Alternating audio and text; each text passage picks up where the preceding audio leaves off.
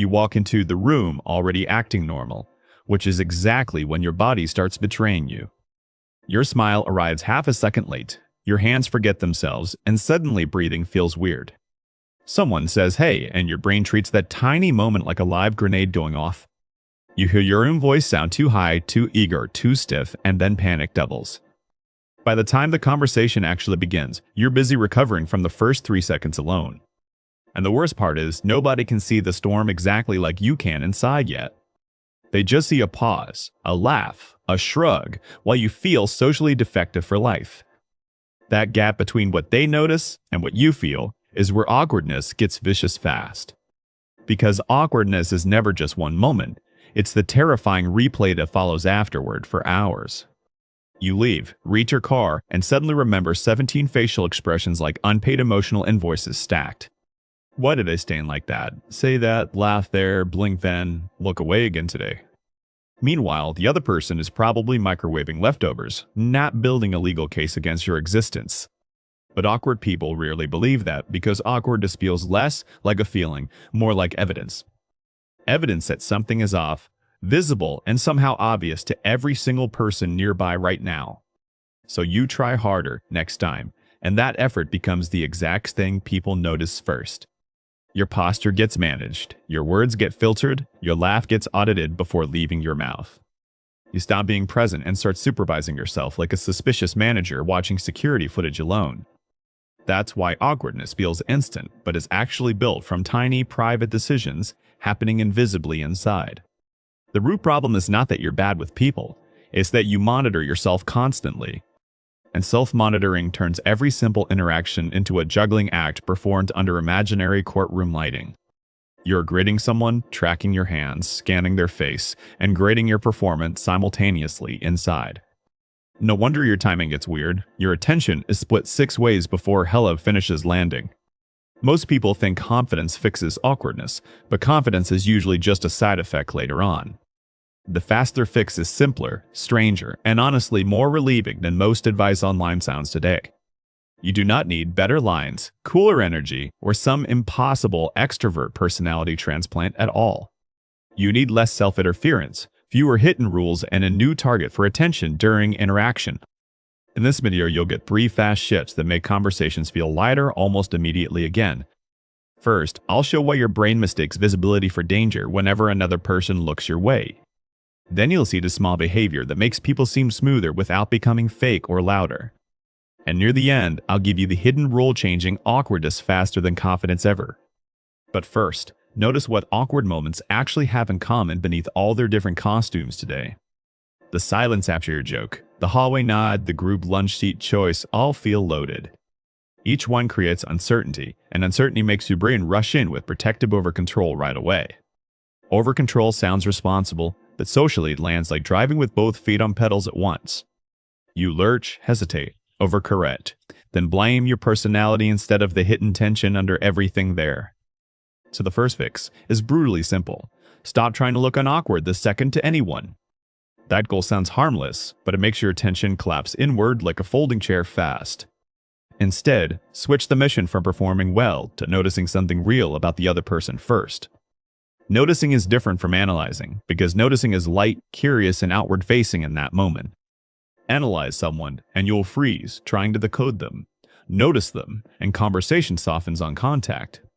Maybe you notice their coffee shaking, their backpack ripped, their voice tired, their shoes soaked through. Now your brain has a real object, not a mirror reflecting your own anxiety endlessly back. The conversation stops being a performance review and starts becoming a shared scene with details inside. Try this tomorrow. Before speaking, silently name one neutral thing you genuinely notice nearby about them. Their sleeve is paint-stained, their nails are bitten, their laugh is surprisingly warm today somehow. That tiny observation pulls you out of self-surveillance and back into normal human contact again. And once attention moves outward, your body usually follows before your mind even catches up fully. Your shoulders drop, your sentences loosen, and eye contact stops feeling like a competitive sport suddenly. The second fix sounds almost wrong, which is why it works faster than polished advice online. Stop chasing zero awkwardness, because zero awkwardness is not how good conversations actually feel, ever. Good conversations have tiny bumps, overlaps, pauses, corrections, and weird little human imperfections all the time. Smooth people are not flawless. They are just unafraid of brief social friction appearing sometimes publicly. They say, "Wait, I lost my train of thought," and nobody writes their obituary for that. They laugh at a mistimed comment, keep going, and the moment passes like weather outside quickly. Awkward people assume every stumble is a final verdict instead of a passing detail to others. So they rush to erase it, and that erasing behavior makes everyone feel tension in return. The real skill is staying in the moment after imperfection appears, not preventing it from happening. Picture dropping your fork at lunch, hearing the loud clatter, and feeling heat rise instantly there. Old you goes rigid, apologizes 3 times, and starts eating like a monitored robot afterward alone. Better you smiles once, picks it up, says dramatic entrance, and keeps talking like nothing happened. Nothing magical changed except your willingness to let a weird moment stay ordinary for everyone else. That is how social ease looks from the outside, not perfect control, relaxed recovery after glitches. So next time something lands weird, don't instantly patch it like a bursting pipe under pressure. Let the tiny wobble exist, breathe once, and watch how quickly normal returns to the room. If this is already clicking, like the video so more overthinkers find it sooner out there. And tell me in the comments which moment gets you awkward: greetings, groups, silence, or exits. Now the third fix is the one nobody teaches because it looks too small to matter. Stop waiting to feel comfortable before acting warm, because comfort usually follows evidence you survived it. Most awkwardness traps begin with invisible withholding, not visible mistakes people can point to right away. You hold back your smile, your opinion, your question, your energy, your natural timing, without realizing.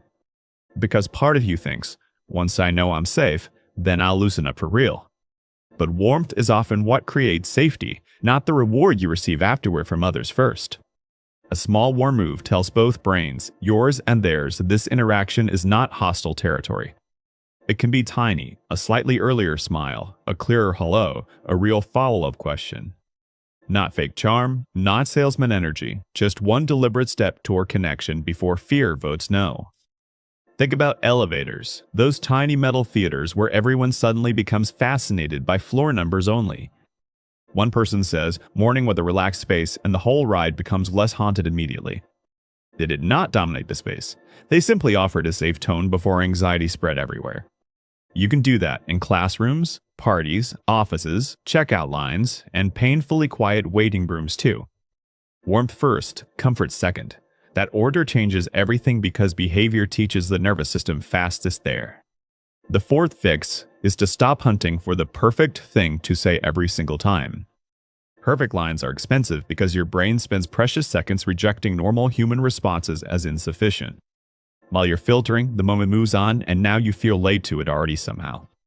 Conversation loves timely honesty more than polished cleverness delivered 3 seconds after the train leaves station. So trade impressive for responsive, because responsiveness feels alive and aliveness reads as confidence to people. If someone mentions hating networking, don't search for brilliance. Say, same. It feels like speed dating. If they mention moving apartments, ask what box broke first, not some rehearsed charismatic question there. Specific, immediate, slightly imperfect responses make you easier to talk to because they feel present today. Presence beats polish almost every time, especially when the other person feels awkward too inside themselves. And yes, they often do, even if they look weirdly calm from where you stand there.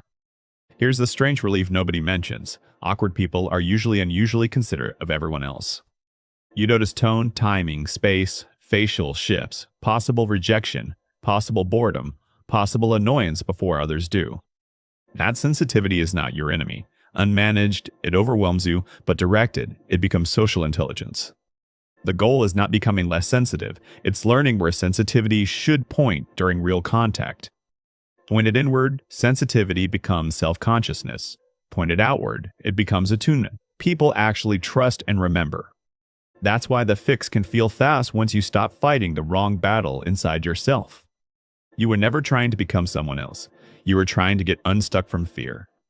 And unstuck happens through attention, tolerance, warmth, and responsiveness practiced in tiny doses every single day.